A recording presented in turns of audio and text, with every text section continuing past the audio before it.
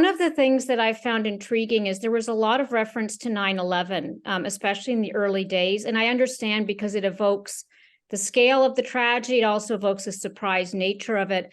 But, it's been 22 years since 9/11, and there have been a lot of lessons learned, I'm sure, certainly on the US side.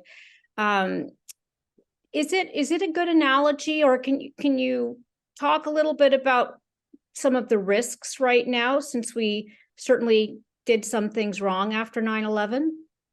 Well, and I think, this is something that I've been struggling with as well, whether that's an appropriate comparison or not. Certainly in terms of, the largest scale terrorist attack on a nation in its history, this is what 9/11 was for the United States. I don't like to compare tragedies. Obviously, I don't think that serves anybody's purpose.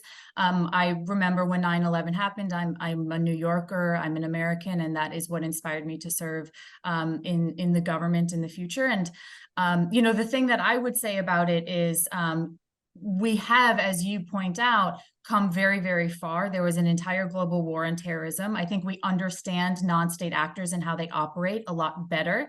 And so hopefully we'll bring that knowledge to bear. But the only other thing that I would add in terms of how this is parallel to 9/11 is obviously there's a fairly significant intelligence failure here.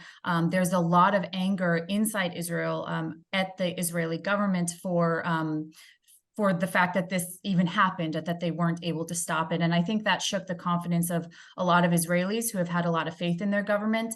But we're seeing some of that faith return as they're inspired by the soldiers that are coming home and fighting on behalf of their country. Right.